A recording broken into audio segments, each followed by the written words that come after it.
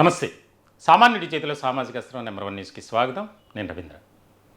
ఆంధ్రప్రదేశ్లో ప్రభుత్వ ఉద్యోగులు కానీ, ఉపాధ్యాయులు కానీ, పెన్షనర్లు కానీ, కాంట్రాక్ట్ ఉద్యోగులు కానీ, అలాగే అవుట్సోర్సింగ్ ఉద్యోగులు వీరు ఎదుర్కొంటున్నటువంటి ప్రతి సమస్యను సామాన్యుడి చేతిలో సామాజిక అస్త్రం నంబర్ 1 న్యూస్ ఎప్పటికప్పుడు ప్రత్యేకమైనటువంటి వీడియోలు అలాగే లైవ్ షోల ద్వారా మీ ముందుకు తీసుకొస్తున్నాం. మరి ముఖ్యంగా యంత్రాంగం దృష్టికి తీసుకువెళ్ళి వాటి పరిష్కారం కోసం మేము పదే పదే ఒక పోరాటం చేస్తున్నామనే చెప్పాలి. ఇలాంటి క్రమంలో తాజాగా 7,358 కోట్ల రూపాయలు విడుదల చేసింది. దానికి సంబంధించి కొంతమందికి అకౌంట్లో జమ అవుతున్నాయి, ఇంకా కొంతమందికి రావాల్సి ఉంది. అయితే ఎవరికి ఇస్తారు, ఎలా ఇస్తారు, ఎప్పుడు ఇస్తారు అనేది క్లారిటీ ఇవ్వకపోవటం ఒక రకమైనటువంటి అయోమయానికి గురి చేసేటువంటి అంశం. దీనికి సంబంధించి మేము చేసేటువంటి వీడియోలకి మాకు అమౌంట్ పడింది. రిటైర్డ్ అయినటువంటి ఎంప్లాయీస్ అయితే, సార్ మీ పుణ్యం, నిజంగా చెప్పాలంటే ఆ గ్రాట్యుటీ నాకు రాత్రే అకౌంట్లో పడింది అని చాలామంది ప్రతిరోజు 20 నుంచి 30 మెసేజ్లు వస్తూనే ఉన్నాయి, కాల్స్ వస్తున్నాయి. దీనికి సంబంధించి మా ఛానల్ తరఫున కూటమి ప్రభుత్వానికి ప్రత్యేకమైనటువంటి ధన్యవాదాలు తెలియచేస్తూనే ఇంకా మిగిలినటువంటి సమస్యలు చాలా ఉన్నాయి. ఏదైతే ఎన్నికలకు ముందు కూటమి నేతలు ఇచ్చినటువంటి ప్రామిసెస్ ఉన్నాయో, మేనిఫెస్టోలో పొందుపరిచినటువంటి అంశాలు ఉన్నాయో వాటిని నెరవేర్చండి అని వారి తరపున మా వాయిస్గా మేము వినిపిస్తున్నాం.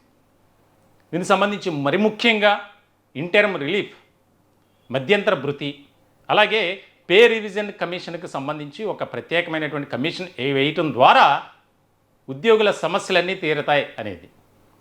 దీనికి సంబంధించి మరి ఎందుకు కూటమి నేతలు ఆ రకమైనటువంటి ఆలోచన చేయట్లేదు అంటే అది వారికి తెలియాలి. ఎందుకంటే ఇక్కడ ప్రతి వర్గానికి సంబంధించి సంక్షేమ పథకాలు అమలు చేస్తున్నారు, అభివృద్ధి కార్యక్రమాలు కూడా నిర్వహిస్తున్నారు. ఈ రెండు కూడా ఏ ప్రభుత్వానికైనా రెండు కళ్ళు లాంటిది, వెల్ఫేర్ స్కీమ్స్ అలాగే డెవలప్మెంట్ ప్రోగ్రామ్స్.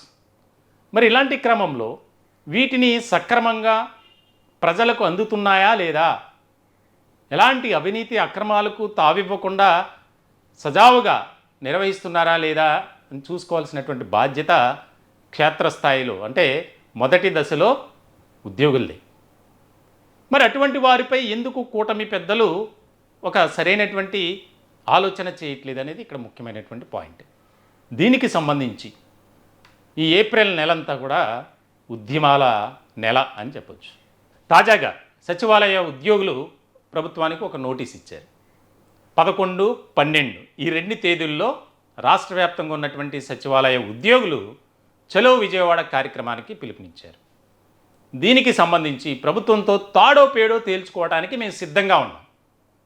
నోషనల్ ఇంక్రిమెంట్స్ కానీ ఎలాంటి కారణాలు లేకుండా మమ్మల్ని విధుల నుంచి తప్పించడం, సస్పెండ్ చేయటం ఇది అన్యాయం అని చెప్పి వారు పదే పదే ప్రభుత్వంలోని పెద్దలకు తెలియజేస్తున్నారు. అయినా సరే ఎక్కడా కూడా వారి గోడు కానీ వారి ఆవేదన కానీ పట్టించుకునేటువంటి పరిస్థితులు లేవు.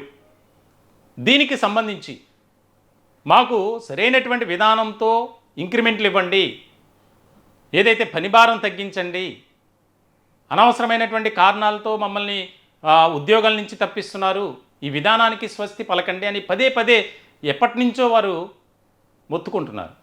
అయినా సరే ఈ ప్రభుత్వం పట్టించుకోవట్ల.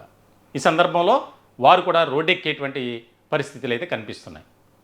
ఈ నెల 11, 12లో చలో విజయవాడ కార్యక్రమానికి పిలుపునిచ్చారు. అలాగే ఉపాధ్యాయులకు సంబంధించి మనం గతంలో కూడా ఒక వీడియోలో నేను చెప్పడం జరిగింది. FAPTO, federation of Andhra Pradesh teachers organisation వారి ఆధ్వర్యంలో కూడా 25, 26, 27 ఈ 3 తేదీల్లో ప్రత్యక్ష ఆందోళన. ఇప్పటికే 10th పేపర్స్ ఇన్విజిలేషన్ దానికి సంబంధించి వాల్యుయేషన్ దానికి సంబంధించినటువంటి విషయంలో నల్ల బ్యాడ్జీలతో మనం అటెండ్ కావాలి అని ఒక నిర్ణయం తీసుకున్నారు. ఫ్యాప్టో అంటే అనేక ఉపాధ్యాయ సంఘాలకు సంబంధించి ఒకే వేదికపై వచ్చినటువంటి పరిస్థితి.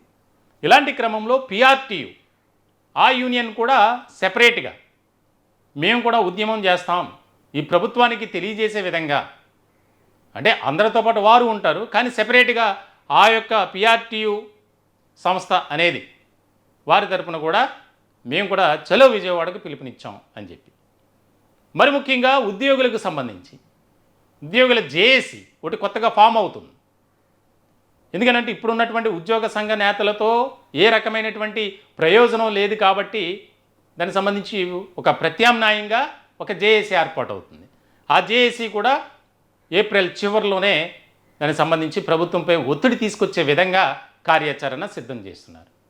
ఇలా రాష్ట్ర ప్రభుత్వంలో కీలకమైనటువంటి విభాగాలుగా ఉన్నటువంటి ఉపాధ్యాయులు కానీ, ఉద్యోగులు కానీ, అలాగే కాంట్రాక్ట్ ఎంప్లాయీస్ కానీ, అవుట్సోర్సింగ్ ఎంప్లాయీస్ కానీ వీరంతా రోడ్డెక్కేటువంటి పరిస్థితి.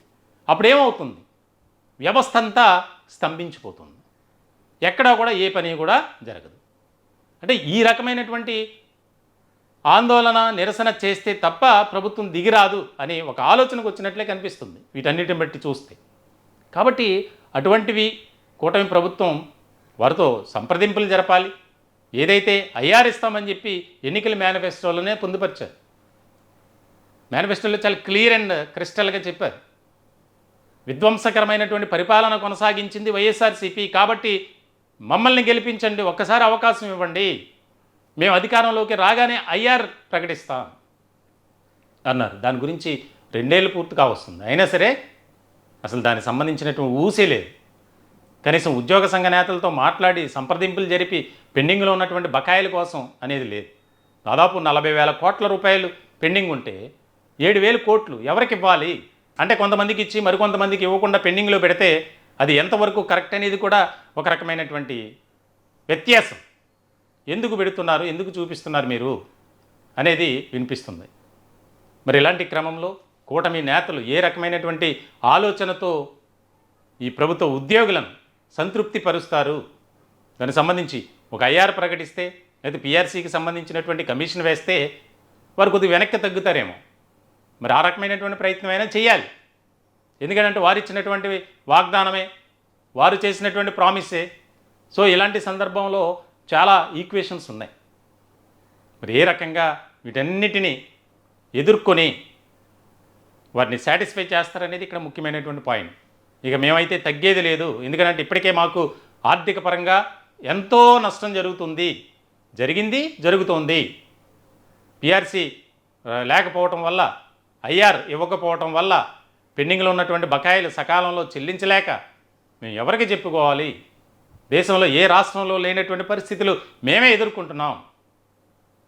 అలా అని చెప్పి విధుల్లో ఏమన్నా అలసత్వం, నిర్లక్ష్యం వహిస్తున్నామా? ఈ ప్రభుత్వం చెప్పేటువంటివి ప్రతి పనిని మేము చేస్తున్నాం కదా అని వారు ఆవేదన వ్యక్తం చేస్తున్నారు. మరి చూడాలి ఏ రకమైనటువంటి పరిస్థితులు ఉంటాయి. సామాన్యుడి చేతిలో సామాజిక అస్త్రం నెంబర్ 1 న్యూస్ తరపున కూడా ఈ కూటమి ప్రభుత్వానికి విన్నవించుకుంటున్నాం. మరి ఏవైతే డిమాండ్స్ ఉన్నాయో, న్యాయంగా కోరుతున్నటువంటివి ఉన్నాయో వాటిని పరిష్కరించండి అనే మేము కూడా వారిని కోరుతున్నాం. ఖచ్చితంగా కూటమి పెద్దలు, ఎందుకంటే సుదీర్ఘ కాలం రాజకీయ అనుభవం కలిగినటువంటి వ్యక్తి ఒకరు, అన్నీ తెలిసినటువంటి వ్యక్తి మరొకరు పవన్ కళ్యాణ్. మరి ఇద్దరి కలయికతో రాష్ట్రంలో పరిపాలన చక్కగా సాగుతుంది. మరి ఇటువంటివి తరచూ పునరావృతం అయితే కొద్దిగా ఇబ్బందికరంగా మారేటువంటి అంశంగా చూడాలి. కాబట్టి ప్రభుత్వం కీలకమైనటువంటి నిర్ణయం తీసుకోవాల్సినటువంటి అవసరం ఎంతైనా ఉంది. ఈ టాపిక్పై మీ విలువైనటువంటి అభిప్రాయాలు కామెంట్ రూపంలో తెలియజేయండి. దయచేసి మా ఛానల్ని సబ్స్క్రైబ్ చేసుకోండి. Thank you.